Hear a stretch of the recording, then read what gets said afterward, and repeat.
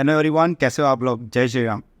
अच्छा, अभी एक इंटरेस्टिंग रिसर्च चल रही थी अभी मेरी, और उसमें से कुछ निकल के आया, मैंने सोचा आप लोगों के साथ शेयर करूं। अभी मैंने देखा कि आज के डेट में जो भी कुछ चल रहा है कंट्री में, उसमें नया क्या हो रहा है और कहाँ पे बड़े इन्वेस्टमेंट्स आ रहे हैं।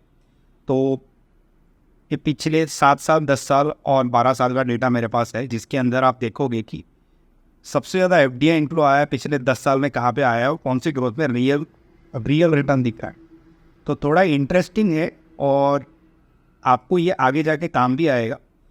टोटल 162 कंट्रीज़ में से हमारे पास एफडीआई आया है 1947 से अभी तक का। आपका $950 बिलियन का एक एस्टिमेट है मेरे पास। दूसरा 162 कंट्रीज़ में से आया है और ये ग्लोबल रिकॉर्ड है, ठीक है, शायद कोई ब्रेक ना कर पाए।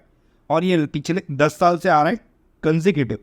अभी जो एक सेक्टर है जिस पे बहुत ज़्यादा पैसा आ रहा है, और 61 सेक्टर अक्रॉस इंडिया में जहाँ पे पैसे डाले जा रहे हैं, और ये एक बहुत बड़ी अपॉर्चुनिटी है आपके लिए जहाँ पे आप इन्वेस्ट करके अच्छे पैसे बना सकते हो। मेरे पास 61 सेक्टर में से जो मेजर सेक्टर है जिसमें रिटर्न निकला हुआ है लोगों का, हेल्थ केयर सेक्टर के अंदर बहुत अच्छा रिटर्न निकला हुआ है, आप खुद भी रिसर्च कर सकते हो। दूसरा जो पैसा आ रहा है रिन्यूएबल सेक्टर के अंदर है।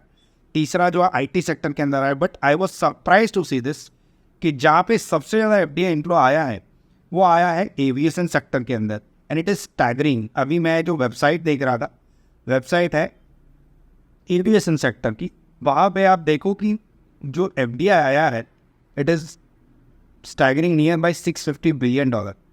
तो आप सोचो ये अमाउंट कितनी बड़ी है।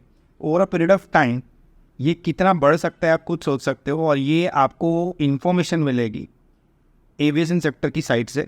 और दूसरा जो सेक्टर है हेल्थ केयर, और तीसरा जो है आपके लिए मैंने बताया रियल एस्टेट सेक्टर, उसमें धीरे धीरे इन्वेस्टमेंट्स आ रहे हैं। तो इसके जो स्टॉक्स है मैं अभी आपको बताने वाला हूँ, जिसके अंदर अच्छे रिटर्न निकले हैं और आगे जाके भी निकल सकते हैं। 1 साल का रिटर्न अपोलो माइक्रो का है 36%, ठीक है, और 9 मंथ का है 32%, 6 मंथ का है 57%, 3 मंथ का है 75%। और ओवरऑल देखने की कोशिश करें तो इट इज़ वेरी गुड।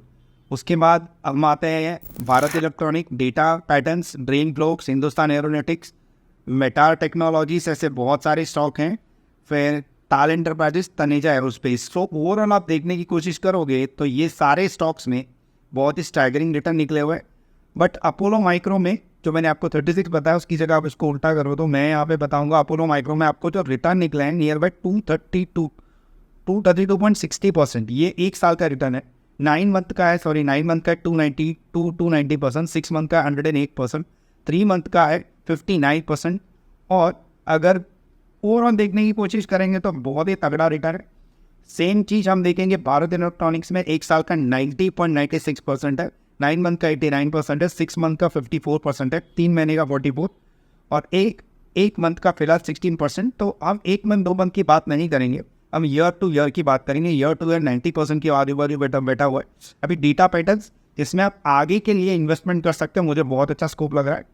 इसमें 9 मंथ का रिटर्न 11% है और 1 साल का 50% रिटर्न है सबके कंपैरिजन में। और एक है ड्रीम फ्लोक्स, ड्रीम फ्लोक्स के अंदर 30% का रिटर्न है, जिसका CMB चल रहा है 407 रुपये। हिंदुस्तान एरोनॉटिक्स, इससे आप अलग तो रह नहीं सकते हो, 20% का रिटर्न दिया हुआ है। मटार टेक्नोलॉजीज जो है NTAR 33.85% 1 साल का रिटर्न है।